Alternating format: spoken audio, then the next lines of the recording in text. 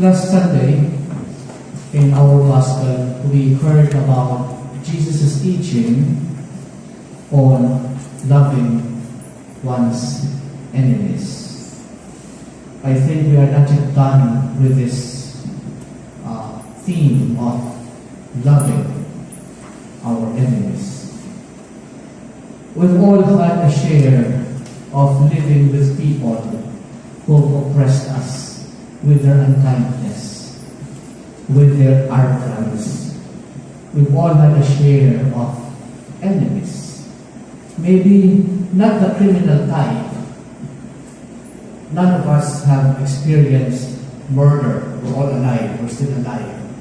But we've all had a share of people who maligned us with fake news, gossips, slanderous stories, and so on and the like. And today, the Lord again is speaking of another kind of enemy. And these are the people who criticize us. People who love to pick on us because of this or that. We have a fair share of living with people who seem to be always on the lookout for faults and defects.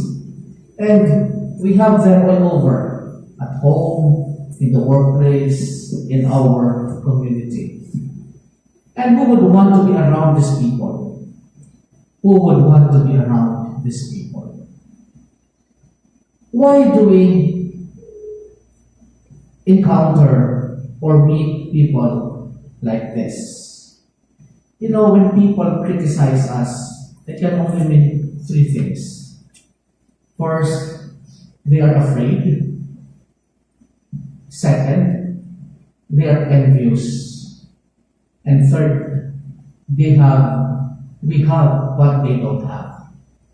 So when people criticize us, when people say nothing but negativities about us, when people seem to offer no break from oppressive remarks and comments about us, well, do not be disheartened, because they are on the losing end of the equation. When people show no let up in their criticisms, it can only mean three things, as I have said earlier. And remember this, don't forget this. They are afraid. First, afraid of themselves, and probably afraid of you, because they see something in you that they can accept about themselves.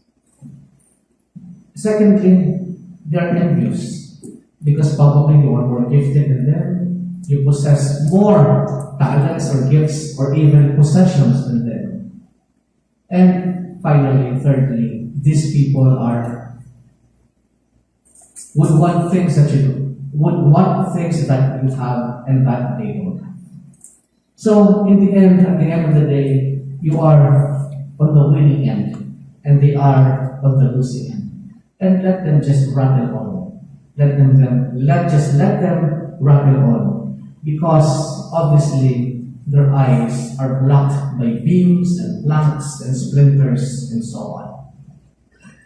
There's a beautiful saying, word of wisdom from the Buddha. The Buddha said one day, when a careless person slanders a virtuous man, that person is like, actually I mentioned this in my homily last Sunday. If you attended last Sunday's Mass, I mentioned this. According to the Buddha, a person who slanders a virtuous man is like someone who threw a spit into the sky. Dinuraan ang langit. Pero hindi naman nadumigan ang langit. At yung may nagdura, pumalik sa mukha niya. Or, it's like throwing dust into the sky. And missing the target, all the dust came back on the person who threw it in the sky. So in other words, kung ano yung ibinibintang mo sa ibang tao, babalik sa iyo. Kung ano yung ibinibinta mo, ibinibintas mo sa ibang tao, ipapalik sa iyo. So what is the Lord telling us? What is the Lord telling us? Be humble. Be humble. We need to say, own first your faults. Own first your mistakes. Own first your weaknesses, your flaws, your blemishes. Then you will have credibility, and you will have every right to point out whatever is imperfect in another. But sometimes we're just too busy looking around for things to comment about people. We are just on a witch hunt. We are just on a shopping spree for faults and mistakes. And we love to clean up our dirty linens in public. We love to look over to another person's yard and see the junk and trash in theirs, when in fact, we are in the middle of a dumpster. So, the bottom line here is, be humble. Be humble, own your faults, own your flaws, own your mistakes. Then you will have the credibility, the authority to point out what other people have.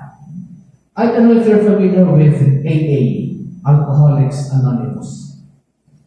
In the AA program, this is the AA program that people who are addicted to alcohol or wine go into in order to win them out from their addiction.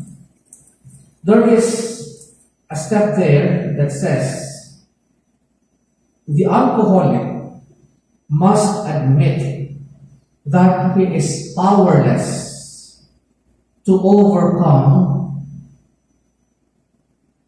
his weakness on his own. The first step is for the alcoholic to admit that they are powerless over alcohol and that their lives have become unmanageable.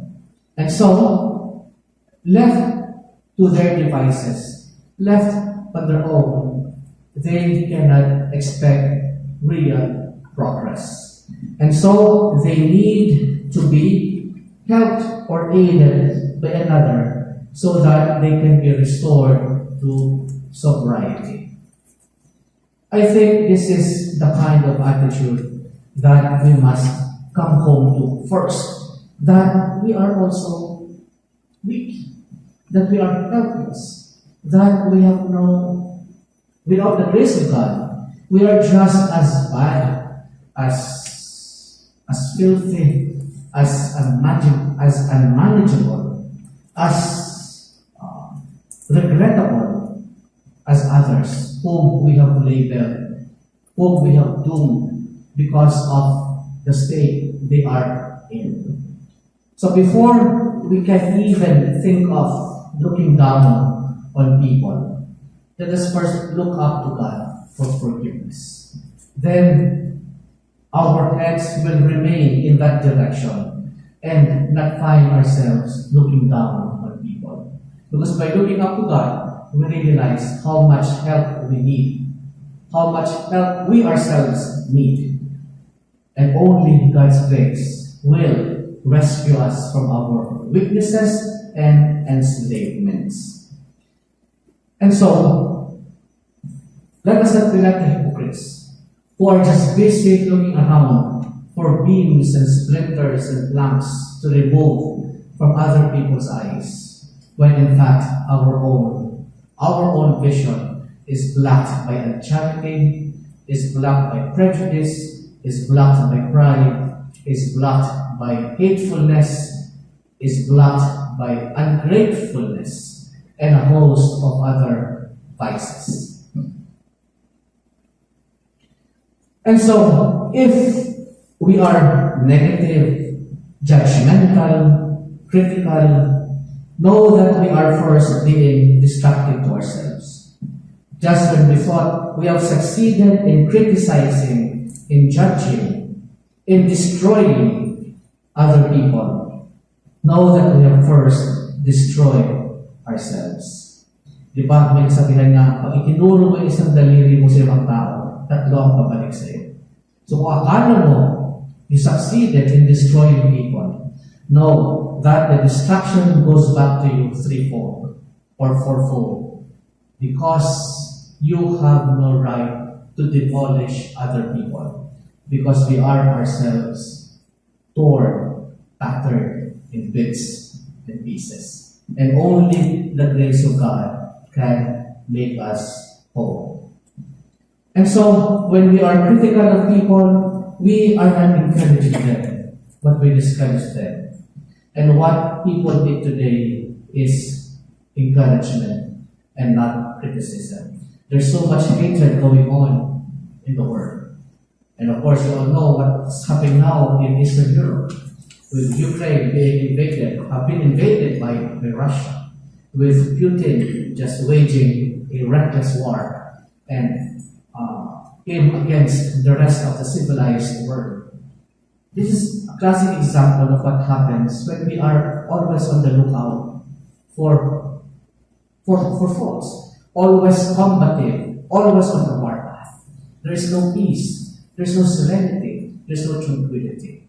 And if we think we have just exposed our holiness, our brand of holiness and righteousness, we have just actually doomed and condemned ourselves to a solitary confinement of not having friends, not having companions, not having people we can share ourselves with authentically in the spirit of fraternity and charity.